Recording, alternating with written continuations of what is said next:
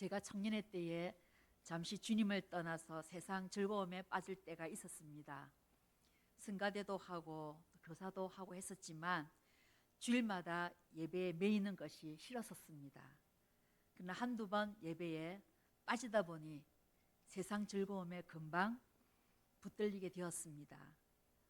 그리고는 2년이 지난 후에야 다시 돌아가고 싶은 마음이 일어나서 바로 예배의 자리로 나가게 되었습니다. 그 예배의 자리에 앉자마자 지난날 하나님을 떠나 세상 즐거움에 붙들렸던 그 허물과 죄악을 눈물로 회개하는 은혜를 예배 내내 체험한 적이 있었습니다.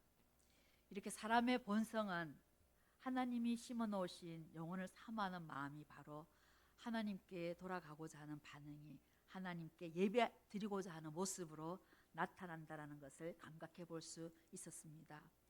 요한복음 3장에 이어서 4장의 배경은 예루살렘에서 갈릴리로 이동하는 과정에 그 중간 사마리아 지역을 통과하시는 예수님께서 사마리아 수가성 여자를 야곱의 우물 곁에서 만나게 되십니다. 그리고 물을 좀 달라라는 예수님께서 수가성 여자에게 말을 건네시면서 나누는 대화가 요한복음 4장 42절까지 기록되어 있는 것을 볼 수가 있습니다.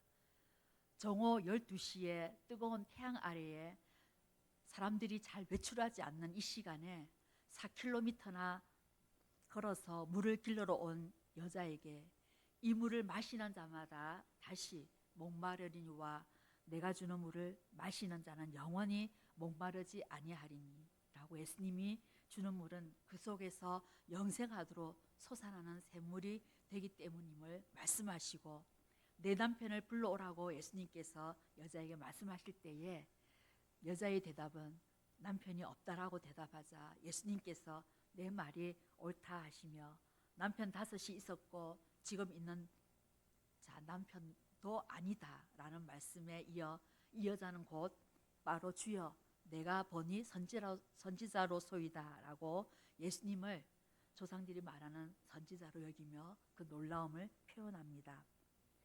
그리고 이어서 오늘 우리가 읽은 본문의 내용으로 여자는 예수님을 선지자로 여기며 묻는 질문이 있습니다.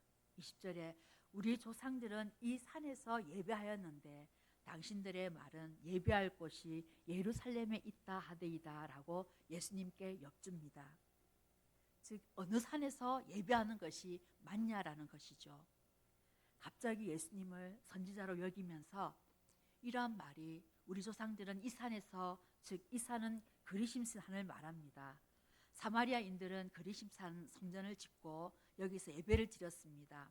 이것은 남유대 사람들이 바벨론 포로에서 돌아온 후에 예루살렘 성전과 성벽을 재건할 때에 북이스라엘 사람들을 참여시키지 않으므로 이 사마리아 사람들이 그리심산에 성전을 짓고 따로 예배를 드리므로 유대인과 사마리아 사람들의 긴 싸움이 이어져 내려오고 있었기 때문입니다.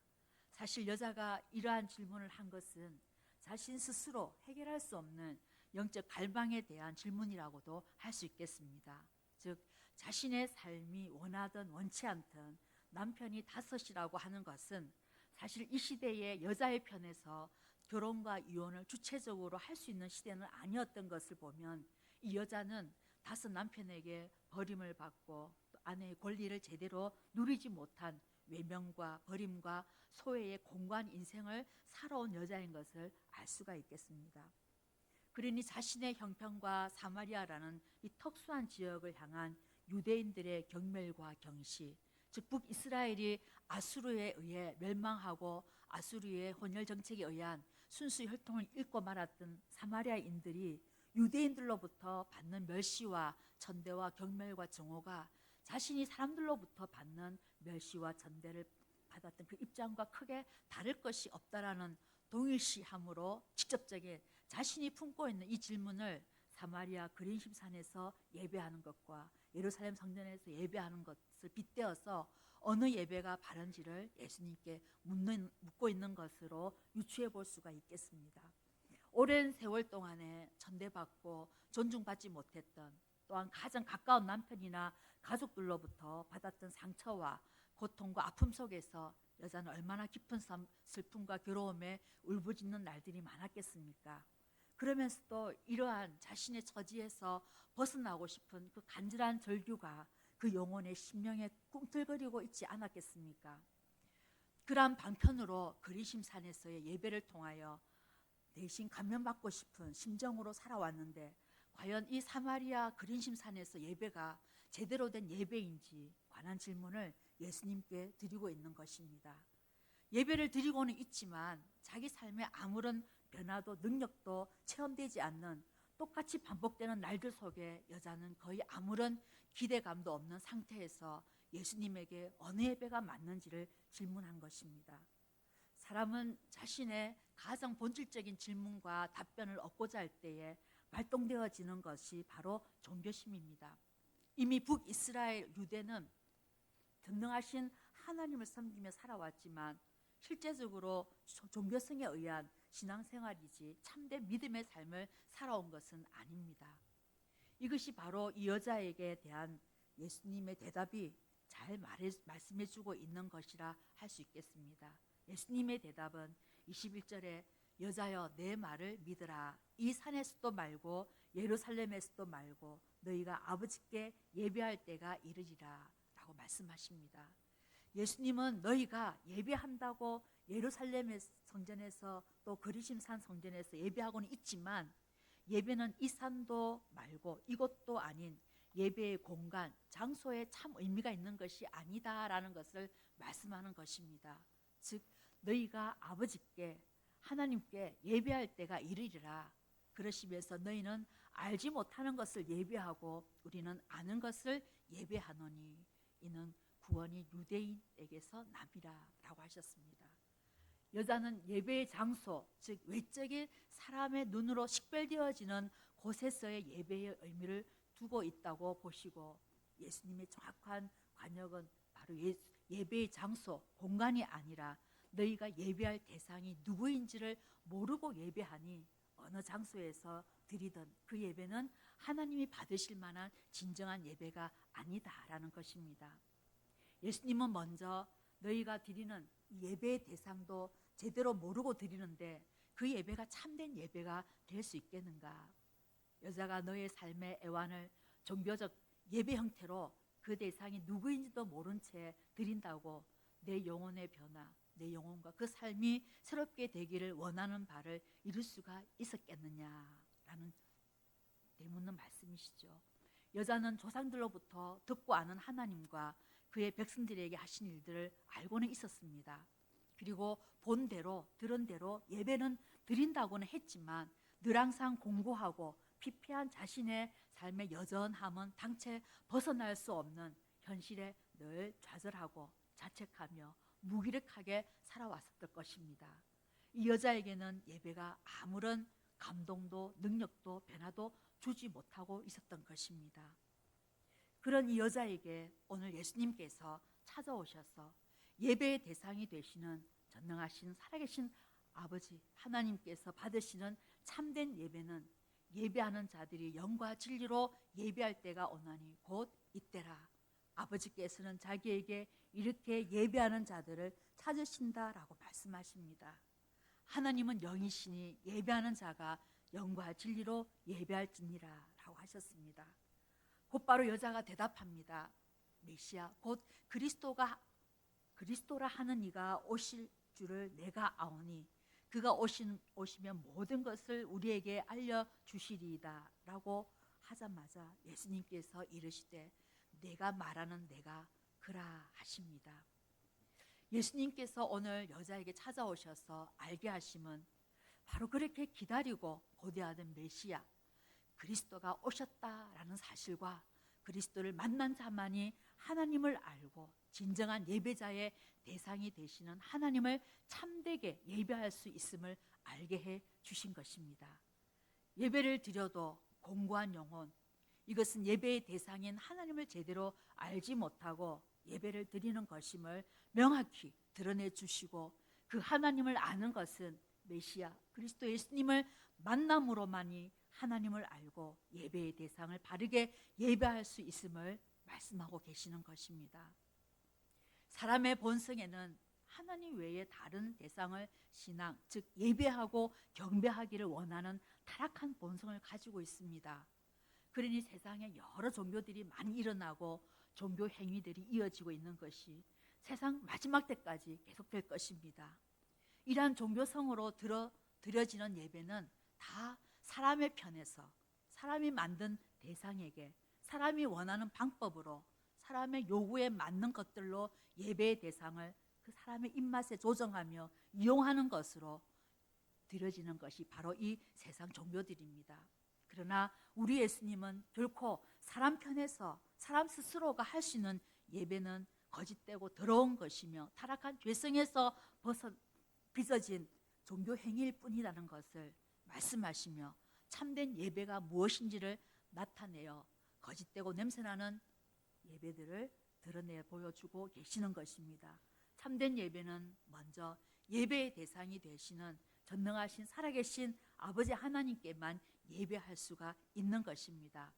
우리 시편 29편 2절을 함께 보도록 하겠습니다. 여호와께 그의 이름을 합당한 영광을 돌리며 거룩한 옷을 입고 여호와께 예배할지어다.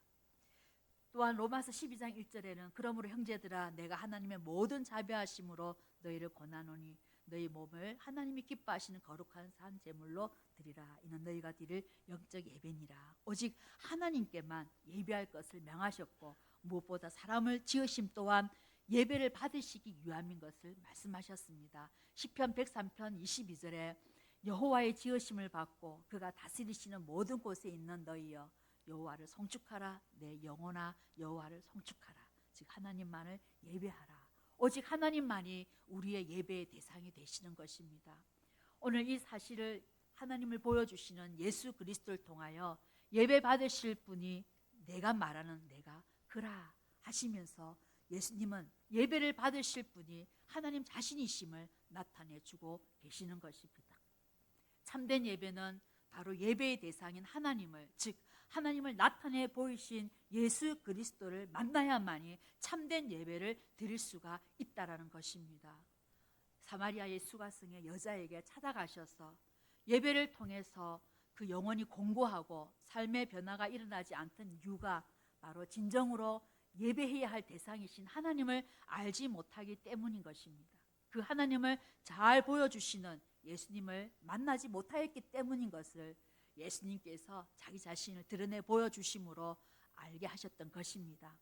곧바로 여자는 물동이를 버려두고 동네로 들어가서 사람들에게 메시아 그리스도를 만난 사실을 알립니다. 진정한 예배의 대상을 알고 만난 자만이 담대히 그가 만난 예수 그리스도를 전하게 되며 그 예수 그리스도를 만난 자만이 참되게 예배할 수 있음을 예수님께서 친히 사마리아 수가성 여자를 찾아가 만나시며 통하여 보여주고 계신 것입니다. 많은 종교성이 뛰어난 유대인들을 통하여서도 참된 예배가 무엇인지를 보여주시지 않으시고 모든 사람들의 멸시와 천대와 조롱과 손가락질을 받던 한 여자를 통하여 참된 예배가 하나님이 보내신 하나님의 외아들이시며 하나님 자신이신 이 예수님을 만남으로 진정한 예배가 시작되는 것임을 알게 해주셨던 것입니다. 저도 눈물로 예배 가운데 말씀으로 찾아오신 예수님을 만난 후에 제 삶은 완전히 변화되었습니다. 세상의 즐거움에 기웃기웃거렸던 제 자신이 이제는 세상의 즐거움이 아니라 예배가 가장 즐거운 기다리고 사모하는 시간이 되었던 것입니다. 이렇게 예배를 드리는 제 자신을 볼 때에 제가 완전히 바뀌었구나, 나는 거듭났구나 하는 확신을 가질 수가 있었습니다. 예수님을 만나면 예수님을 가장 즐거워하는 그러한 그 예수님을 예배하는 그 시간을 가장 기다리고 사모하는 시간이 되게 되는 것입니다. 우리 안에 예수님을 만난 체험이 있는 사람은 모든 예배의 자리에 늘 뵙게 되는 것을 볼 수가 있습니다. 그 안에 그 예수님을 만남의 체험이 예수님을 더 깊이 만나고 그 예수 그리스도의 얼굴빛을 늘 바라보며 체험할 수 있는 이 예배의 자리에 가장 우선순위를 두고 헌신하는 모습을 볼 수가 있습니다. 오늘날도 많은 예배가 있지만 많은 곳곳에서도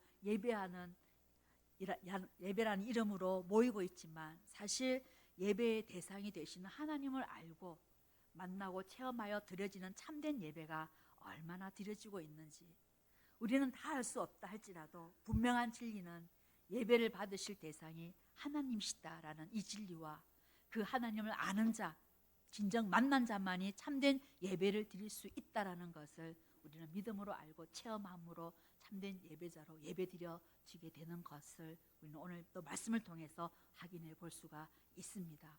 우리 예수님께서 지각을 일깨워 주실 때 전혀 우리가 예상할 수 없는 대상과 환경과 시기에 일하시는 모습을 보게 됩니다. 오늘도 우리가 함께 살펴본 이 사마리아 수가성 여자를 통하여서 그 시대와 오늘에도 우리에게 다시 환기하고 선명하게 제시하고 계시는 교훈은 많은 예배가 넘치는 이 시대에 그 가운데서도 잊지 말아야 할 것은 예배의 대상이 되시는 우리 아버지 하나님과 하나님의 영광의 광채로 이 땅에 오셔서 하나님을 보여주시는 예수 그리스도, 우리 구주 예수님을 통해서만이 아버지를 보고 아버지께 진정한 예배할 수 있다는 것을 기억하시면서 우리 예배가 예수님을 통하여 더 예수님을 만나고 체험하며 또 예수님을 더 닮아가는 대로 나아가는 그런 믿음의 성장, 자라감이 있는 진실로 드려지는 예배를 하나님께서 기뻐 받으시는 예배인 것을 우리는 결코 잊어서는 안 될 것입니다. 우리의 삶의 매 순간 예수님을 만나고 예수님과 함께 거하며 예수님께 꼭 붙어 있는 우리의 영혼의 이 상태에서만이 영과 진리로 예배할 수 있음을 기억하시길 바랍니다. 우리의 영혼의 진리의 빛 비추시는 성령께서 그 진리에 합당하게 예배할 수 있도록 지식을, 지혜를, 명철함과 총명을 우리 안에서 계속 채워주시고 가르쳐주시고 인도해 주심으로 우리는 진정한 참된 예배자로 참된 영혼의 상태로 늘 깨어있을 수가 있는 것입니다. 우리 한 분 한 분이 예수님을 만나고 우리 하나님을 아는 지식의 온전함으로 그 영광의 광채 앞에서 영과 진리로 예배드림이 우리 축복로 교회 예배 모임들마다 아름답게 견고하게 세워지며 또 하나님의 은혜가 가득히 넘쳐나는 우리 축복로 교회 모든 예배와 모임들이 되도록 헌신하시는 성도님들이 되시기를 주님의 이름으로 축복합니다. 우리 찬송가 184장 함께 드리겠습니다.